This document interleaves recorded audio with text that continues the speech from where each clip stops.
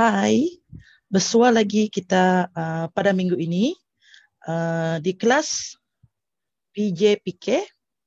Pada minggu ini topik kita adalah perhubungan. Masih lagi di bawah unit 1, peers, tapi 6.0 iaitu perhubungan. Okey. Kita tengok dulu apa standard pembelajaran untuk topik kita pada hari ini. Yang pertama, mengetahui cara berkomunikasi secara lisan dan bukan lisan. Kita ada communication, two type of communication, dua jenis, iaitu secara lisan dan bukan lisan. Okey. Yang kedua, memahami perhubungan interpersonal dalam kalangan ahli keluarga, rakan, guru dan jiran. Okey. Yang ketiga, mengaplikasikan kemahiran berkomunikasi secara berkesan, iaitu mendengar dengan teliti, mengekalkan eye contact serta meluahkan perasaan, idea dan fikiran. Okey, standard pembelajaran yang keempat pula adalah, ataupun yang terakhir, menilai kepentingan berkomunikasi secara berkesan dalam kalangan ahli keluarga, rakan, guru dan jiran. Okey. Itu adalah 4 standard pembelajaran untuk topik perhubungan kita pada hari ini. Apabila sebut tentang perhubungan, kita tahu perhubungan melibatkan seseorang individu dengan individu yang lain, secara lisan maupun bukan lisan. Okey. Kita tengok komunikasi secara lisan. Apa itu komunikasi secara lisan? Okey, komunikasi secara lisan juga boleh dikenali sebagai verbal komunikasi secara verbal atau verbal communication, iaitu komunikasi yang menggunakan percakapan untuk menyampaikan maklumat kepada penerima, iaitu kita bercakap. Seperti cikgu sekarang, cikgu berkomunikasi secara lisan. Secara lisan, iaitu cikgu bercakap. Bercakap untuk menyampaikan maklumat. Okey, contohnya adalah seperti perbualan, ucapan, perbualan telefon ataupun mesyuarat, iaitu mengumpulkan ramai-ramai orang. Okey, itu adalah komunikasi secara lisan, secara umum. Okey, kita tengok pula komunikasi bukan lisan. Ini adalah non-verbal, iaitu bermaksud komunikasi yang tidak menggunakan percakapan. Maksudnya komunikasi bukan lisan ini, dia tidak menggunakan percakapan, tetapi lebih kepada bahasa isyarat, bahasa badan, fizikal, mimik muka. Okey? Contohnya seperti email atau surat. Ini adalah komunikasi bertulis. Maksudnya email, surat, masa kamu menaip email ataupun menulis surat, kamu tidak bercakap kan? Tetapi ada maklumat ataupun mesej tertentu yang kamu hendak sampaikan di dalam email dan surat tersebut. Betul? Kalau zaman dulu kita masihlah pakai surat apa semua. Sekarang sebab dah moden, kita akan guna email lah supaya cepat lagi sampai. Taklah macam yang zaman yang dulu-dulu kita guna burung merpati untuk menghantar surat. Itu adalah contoh-contoh komunikasi bukan lisan dari segi komunikasi secara bertulis. Okey, contoh seterusnya, ekspresi muka, berjabat tangan. Itu adalah komunikasi bahasa badan. Okey, kalau sekarang musim pandemik sekarang, berjabat tangan adalah tidak boleh sama sekali, betul? Macam mana cara kita tukar, cara kita untuk greet someone? Maksudnya untuk kita nak greet, what is greet? Nak menyampaikan, mengucapkan selamat pagi ke, ucapan terima kasih ke, selain berjabat tangan, iaitu kita meletakkan tangan di dada dan tunduk sedikit. Itu adalah zaman sekarang ni lah, zaman musim pandemik ni sekarang. Okey, ekspresi muka juga. Kita tahu ekspresi muka juga kita boleh mengetahui seseorang itu suka atau tidak suka dengan kita, betul? Kalau ekspresi mukanya tak senang macam ni, dalam fikiran tu banyak fikir. Saya tidak sukalah Minah tu accent lah, Minah tu kerek lah. Itu contoh ekspresi muka. Ataupun when you put letak tangan macam ni, kan, atau macam ni, saya tahulah there is something not nice. Tak elok lah, maksudnya tak elok ataupun mungkin ada bau ke, bau sampah ke, macam itulah. Dan yang seterusnya, contoh seterusnya adalah isyarat. Okey, isyarat ni nampak tak gambar yang cikgu letak? Maksudnya isyarat macam tangan lah. This is good, okay. Dia pelbagai isyarat yang dari jauh pun kawan kamu tahu. Macam ni, macam ni kan.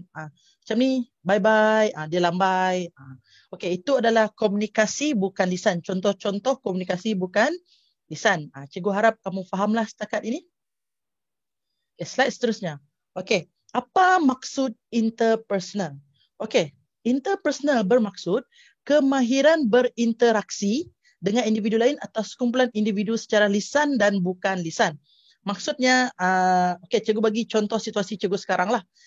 Sekarang ni cikgu berinteraksi dengan anda semua. Okey, kalau dalam kelas maksudnya cikgu akan berinteraksi dengan ramai murid. Maksudnya dengan anda lah, ramai murid. Secara lisan maupun tidak lisan. Sama juga. Sekarang kalau cikgu tak nak bercakap, contohlah cikgu duduk dekat meja, cikgu nak panggil seorang, just cikgu macam ni je. Lambai, suruh pergi ke hadapan untuk jawab soalan ke, untuk bercerita ke, untuk mengenalkan diri ke. Itu maksud interpersonal lah.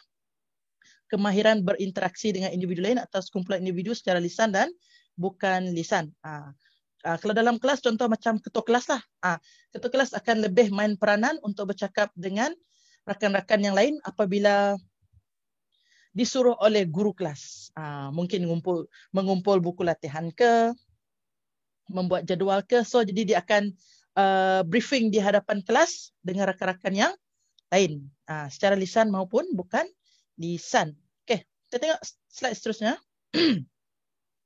Okey, perhubungan interpersonal. Okey, di sini perhubungan interpersonal bermaksud penyampaian dan penerimaan mesej antara dua atau lebih individu. Maksudnya, kalau kita hendak berkomunikasi, dia tidak akan dapat berkomunikasi jika seorang individu sahaja bercakap. Dia tak akan menjadi perhubungan tau. Maksudnya kita memerlukan at least satu orang ataupun dua orang untuk kita berbual, supaya kita boleh berkomunikasi. Maksudnya ada komunikasi dua hala lah. Okey, seterusnya melibatkan semua aspek komunikasi seperti mendengar secara aktif, pembujukan, penegasan, komunikasi bukan verbal dan lain-lain dengan semua individu. Contoh seperti rakan kamu, ahli keluarga kamu, guru kamu, jiran kamu ataupun masyarakat lain.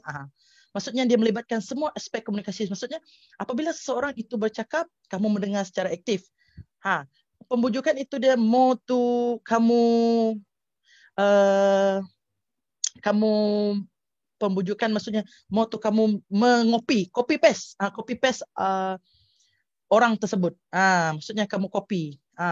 Lepas tu penegasan, ada unsur penegasan. Lepas tu komunikasi bukan verbal tadi, maksudnya pergerakan sana sini, pergerakan fizikal, ekspresi muka, bahasa isyarat dan lain-lain lah.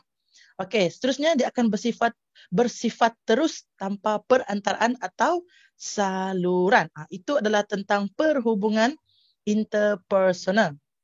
Okey, kita tengok slide seterusnya. Okey, permainan si bisu dan si pekak ini, kalau kita di dalam kelas, permainan ini boleh dilakukan. Maksudnya permainan si bisu dan si pekak ini adalah, ini ada arahannya lah, arahan aktivitinya. Iaitu kamu hendaklah baca gerak bibir si pembaca dialog. Maksudnya kamu boleh cuba dengan ahli keluarga kamu permainan si bisu dan si pekak ini. Maksudnya kamu ada dialog ataupun satu sentence ataupun dua ayat. Kamu baca, maksudnya ada seorang pembaca di depan lah. Contoh macam cikgu sekarang. Kalau cikgu tak bersuara, maksudnya kamu hendaklah baca gerak bibir cikgu. Maksudnya macam tu. Okey, baca gerak bibir si pembaca dialog. Bandingkan komunikasi secara lisan dan bukan lisan dengan dialog asal. Lepas itu, kamu kena kenal pasti jenis komunikasi yang berlaku. Okey, kamu tengok gambar rajah ni, gambar di sebelah ni. Okey, ini ada dua jenis komunikasi ya. Maksudnya komunikasi bukan lisan dan komunikasi lisan. Maksudnya si individu yang ada tanda soal di kepala tu dia macam cikgu lah tengah pakai headphone sekarang. Tetapi headphone tu mungkin pasangkan lagu yang agak kuat supaya dia hanya boleh membaca gerak bibir si pembaca dialog. Manakala yang si seorang ini pula, dia boleh dengar dan boleh tengok secara terus apa yang dikatakan oleh si pembaca dialog. Nah, ini adalah salah satu situasi permainan si bisu dan si pekak. Okey. Kita tengok slide seterusnya. Okey. Komunikasi berkesan membolehkan kita, apabila kita mempunyai komunikasi yang berkesan, membolehkan kita, maksudnya kita akan bekerja dalam satu pasukan. Senang untuk kita berbincang dan membuat keputusan bersama. Selain itu juga dapat membantu guru dan rakan. Maksudnya, kalau membantu guru dan rakan, maksudnya kalau rakan kamu tu mengalami masalah dalam pembelajaran, contohlah matematika, sains ke, dan kamu adalah orang yang lebih mahir, apabila kamu hendak mengajar rakan kamu itu, kamu hendaklah berkomunikasi secara berkesan agar ilmu yang kamu nak sampaikan ataupun ilmu yang kamu nak kongsikan itu sampai kepada rakan kamu. Begitu juga lah macam cikgu. Cikgu sekarang tengah menyampaikan input kepada kamu agar kamu dapat proses apa yang cikgu cuba sampaikan kepada kamu semua agar kamu dapat menyiapkan nanti latihan pengukuhan. Di samping itu, komunikasi berkesan juga membolehkan kita merapatkan hubungan dengan guru dan rakan. Kalau di sekolah lah. Kalau di rumah dapat merapatkan lagi hubungan kamu dengan ahli keluarga yang lain, mungkin dengan sepupu sepapat kamu ataupun jiran tetangga. Itu adalah kebolehan komunikasi berkesan dalam kehidupan seharian kita. Kepentingannya lah. Okey, kita tengok slide seterusnya. Okey, penyelesaian masalah melalui komunikasi berkesan. Cara berkomunikasi dengan berkesan iaitu mendengar dengan teliti, mengekalkan eye contact. Maksudnya mata. Maksudnya apabila kamu bercakap dengan seseorang, selain kamu mendengar dengan teliti, taklah kamu 24 jam tengok je mata dia apabila dia tengah cakap. Maksudnya ada eye contact. Maksudnya sekejap kamu tengok, sekejap kamu tengok. Maksudnya akan ada eye contact lah. Maksudnya ada mata kamu bertentang mata dengan dia. Taklah maksudnya bertentang mata terus jatuh cinta. Bukan. Maksudnya bertentang mata supaya kamu okey, faham. Okey, lebih kurang macam itulah. Lepas tu boleh meluahkan perasaan, idea dan fikiran. Itu kalau kamu dapat menguasai komunikasi berkesan. Okey, seterusnya kepentingan kemahiran komunikasi pula iaitu dapat mengelakkan konflik, salah faham dan ketegangan dalam perhubungan antara ahli keluarga, rakan, guru dan jiran. Apabila kita memiliki kemahiran komunikasi yang berkesan ini, contohlah rakan kamu ni tengah bergaduh dengan si A ni, individu A ni, rakan kelas kamu jugalah. Maksudnya dia tak suka tengok ni sebab seorang ni aksen sangatlah, buat pandai lah, buat rajin lah. Maksudnya dia suka berlakonlah di hadapan rakan-rakan yang lain kan. Jadi apabila kamu mempunyai kemahiran komunikasi yang berkesan ni, kamu dapat dapat membantu untuk meleraikan konflik tersebut dan salah faham tersebutlah. Apabila berlaku perbincangan dalam ahli kumpulan juga, kamu akan dapat mencapai kata sepakat apabila kamu menguasai kemahiran berkomunikasi ini. Jadi harap fahamlah setakat ini ya. Okey, slide seterusnya. Masalah dalam komunikasi berkesan dan perhubungan interpersonal. Masalah sekiranya kita tidak menguasai komunikasi berkesan ini dengan baik. Okey, yang pertama kita tengok. Konflik, pertembungan dan penentangan antara dua orang berbeza. Ini selalunya akan jadi masalah lah dalam komunikasi. Memang akan selalu. Di antara rakan-rakan, di antara ibu bapa memang kadang-kadang pun akan ada berlakunya konflik, pertembungan dan penentangan sebab idea tak sama, kemahuan kita pun tak sama dengan adik-beradik kita yang lain. Macam itulah. Okey, B pula mengendalikan rungutan dan aduan. Apabila kita menguasai komunikasi berkesan ni, kita akan dapat mengendalikan rungutan dan aduan. Ini macam yang bekerja di kuantum pertanyaan ke ataupun yang kalau kita melaporkan sesuatu, contoh kalau di sekolah kan kita tak puas hati ke ataupun kita nak laporkan salah laku disiplin, maksudnya cikgu yang handle masalah tu dia boleh mengendalikan rungutan dan aduan. Okey, seterusnya dapat mengendalikan kemarahan orang. Itu apabila kita menguasai komunikasi berkesan lah. Okey. Seterusnya, dapat mengendalikan orang yang bersikap autokratik. Tahu bersikap autokratik ni? Dia very demanding. Dia sangat demand. Autokratik dia mesti nak ikut dia je. Kalau cakap lah, tak boleh nak berdebat dengan dia. Itu maksudnya kalau kita mempunyai komunikasi yang berkesan ni, mungkin kita dapat switch sikit dia punya pemikiran agar boleh menerima idea dan pendapat orang lain. Okey, seterusnya dapat mengenalikan orang yang menikam dari belakang, backstab ataupun talam dua muka, macam itulah. Itu peribahasa ataupun peribahasa yang sekarang ni lah. Menikam dari belakang, maksudnya dah berkawan dengan si A, dia pergi bercerita ataupun si A ni dah menceritakan secret dia ataupun rahsia dia kepada kamu kan. Kamu pula pergi bercerita dengan individu C dan pecah rahsia contoh. Lepas tu kamu backstab dia. Tak naklah dengan ni lepas kamu tahu rahsia dia. Jadi apabila ada rakan kamu seorang tu dapat mengendalikan kamu A dengan B ni, maksudnya dapatlah selesai masalah. Sebab itu pentingnya berkomunikasi. Berkomunikasi secara berkesan dan menjalinkan hubungan yang baik dengan semua orang. Okey, yang F pula, mengendalikan orang yang sentiasa mencari kesalahan orang lain. Apabila kamu tidak berkomunikasi secara berkesan, kamu tidak akan dapat memahami kehendak dan kemauan orang lain. Yang kamu tahu asyik nak cari kesalahan dia je. Cikgu pasangkan letak kamu berkumpulan dengan dia, berpasangan kan, untuk membuat aktiviti kumpulan ataupun contoh kita membuat aktiviti kemahiran, contoh PJ kan. Aktiviti kemahiran, okey, iaitu membuat hantaran dalam bola jaring. Mestilah berpasangan, takkan seorang kan. Kamu rasa cik nak cari masalah dia je, mentang-mentang lah kamu mahir dalam permainan bola jaring. Itu contoh.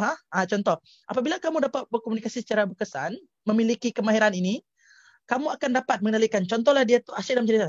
Kamu cakaplah, tidak, macam ni, saya cuma nak membantu.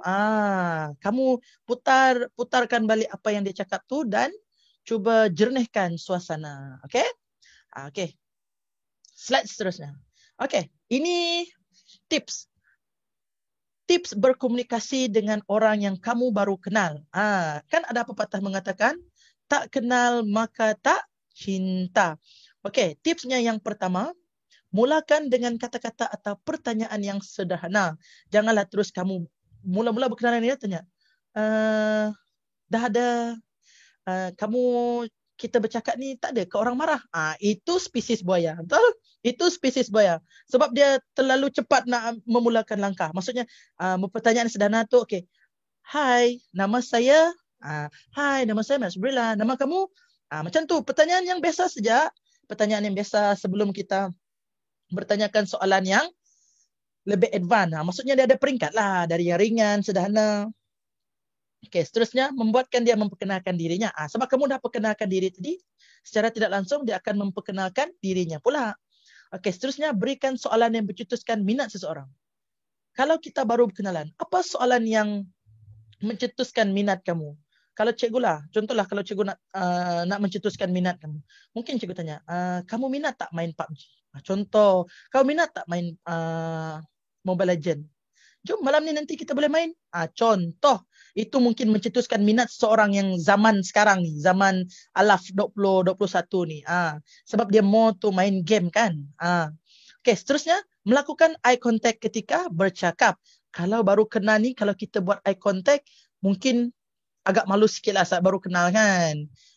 Itulah orang kata kalau tak kena dari mata turun ke hati. Sebab itu kita kena mengekalkan eye contact ketika bercakap. Okey, seterusnya beritahu tentang diri anda apabila ditanya. Beritahu apabila ditanya. Jangan pula kamu memandai nak ceritakan, saya ada boyfriend saya, ada ex-boyfriend saya ada 2, ada 3, ada 10 sebelum ni. Tak payah. Kalau dia tak tanya, kamu jangan jawab. Cukuplah seorang tanya, seorang jawab, seorang tanya, seorang jawab. Maksudnya itu tips untuk supaya kita tidak hilang kawan pada perkenalan yang pertama. Okey, yang seterusnya elakkan kata-kata yang menyinggung perasaan. Apa pula ejaan ini typing error? Perasaan atau gurauan yang tidak sesuai. Maksudnya jangan bergurau melampaui batas. Jangan bergurau menyentuh isu-isu yang sensitif. Okey, seterusnya mengajak kepada perhubungan persahabatan. Bersahabatlah dahulu sebelum memulakan perhubungan yang lain. Okey? Jadi perhubungan ini dia luas tau. Global. Maksudnya hubungan persahabatan, hubungan kekeluargaan, hubungan percintaan, hubungan dengan guru, hubungan dengan masyarakat, hubungan dengan jiran, hubungan dengan uh, pet kesayangan, haiwan kesayangan, itu taklah. Maksudnya di antara individu yang boleh kamu bercakap, berkomunikasi, ya. Okey.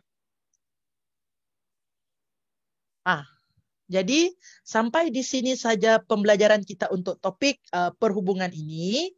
Jadi cikgu harap kamu fahamlah dengan penerangan cikgu. Jadi kalau kamu rasa ada soalan yang ingin ditanyakan kepada cikgu, jadi cikgu alu-alukan kamu untuk bertanya soalan. Okey? Jadi sebelum cikgu akhiri pembelajaran kita pada hari ini, jadi soalan ataupun latihan pengukuhan yang kamu perlu buat adalah untuk topik inilah. Kamu rujuk buku teks pada muka surat 165.